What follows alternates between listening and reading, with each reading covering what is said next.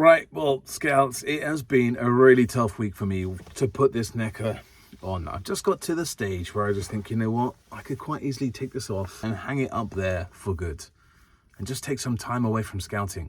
Just really struggling, seeing the light, seeing why I volunteer and give up my hours to help young people, to take them out camping, and it's taking time away from my family. I'm sure you've been there before, so how am I gonna get my mojo back for scouting?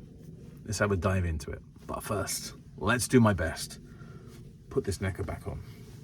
Don't be silly, Mark. Come on, we can do it. Let's talk through it.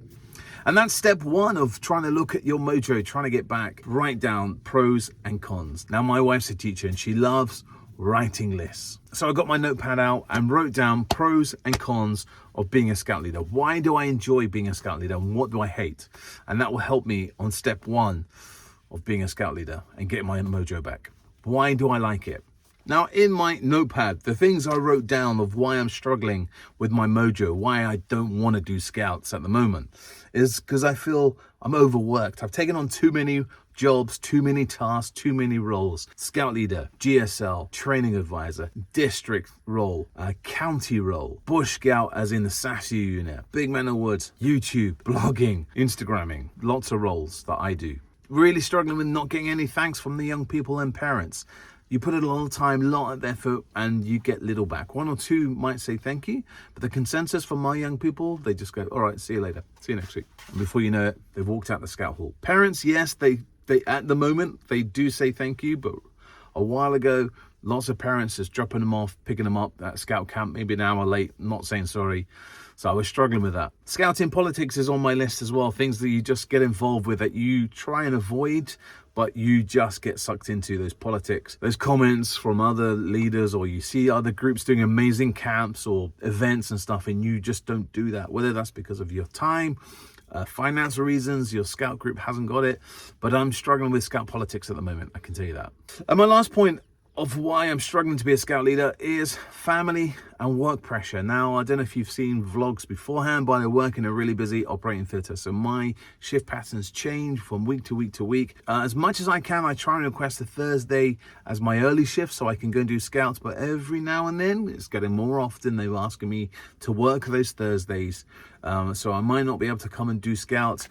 We've got lots of parents' evenings going on. My wife's a busy teacher, so she needs me to be at home to look after the kids. They've got family events, kids events, taking them swimming. So that adds a lot of pressure for me to go out to Scout Hall in time on a Thursday. So that's why I'm losing my mojo. But how can I get it back? How can I reignite that fire? This is my top tips. Take some time off. Simple. Take a week off, 2 weeks. Don't take too long, otherwise you might never get back, but just take some time off, refresh, have a cup of tea on that Thursday night and enjoy your time with your family and that less pressure running off. So take some time back. But while you're taking that time back, look for old scouting memories, those photos that you might put on Facebook or your Instagram post. Maybe you've made some summer camp videos. Look back at those and try and get that smile back and go, that's the reason why I'm a scout leader. One of the things that helped me was go on a recent scout camp, and I did not organize it. It was beautiful. My son went to a beaver camp and I volunteered to be a parent helper. So I didn't organize the camp. I literally had to rock up at drop-off time, which was 9 o'clock in the morning.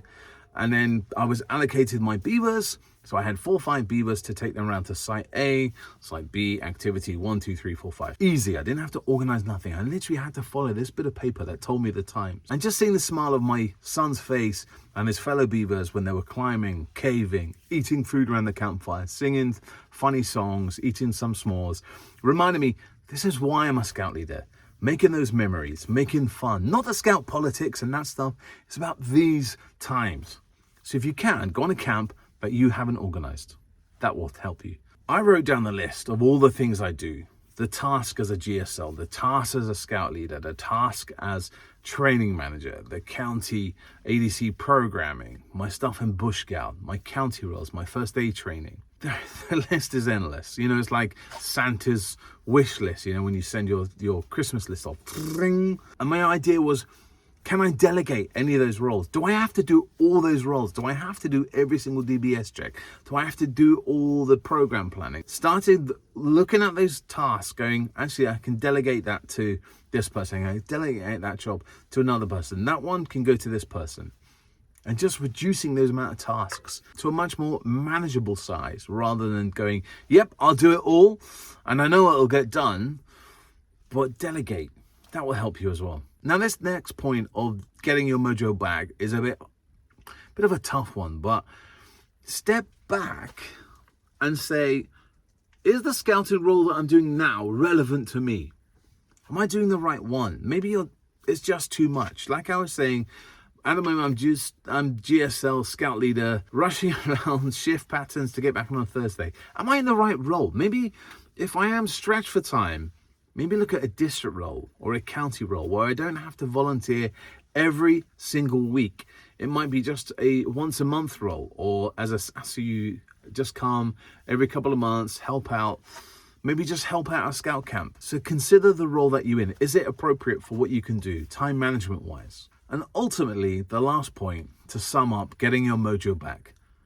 If scout leader for you isn't fun, it's a chore, it's a hassle to go and get your necker, put it on neatly, not like this one, put your uniform on and put a smile on for those young people. If that is a chore, if it's like, if it's such a headache for you, maybe scouting isn't right for you at the moment. Maybe it is time to hang up that necker and take some time off and say, is scouting really for me? Am I done? Because remember, the average time for a scout leader, 6 years. That's all we volunteer for. The average scout leader in the UK volunteers for 6 years. Now, hopefully you can be like me. You can get back your necker. You can get back your mojo and be inspired to get down to your scout hall every week, every other week, and make those memories, passing on those skills for life for the young people. Hopefully you can do it. Because if I can, you can. Come on, let's work as a team. Speak to your other fellow scout leaders and get that mojo back. And I'll see you next time here on Big Man of Woods, because I want to help you become the best scout leader. Hey, if this vlog actually helped you, by the way, give it a big thumbs up, subscribe to Big Man of Woods, and I'll see you next time here on Big Man of Woods. Take care, my friends. Bye-bye.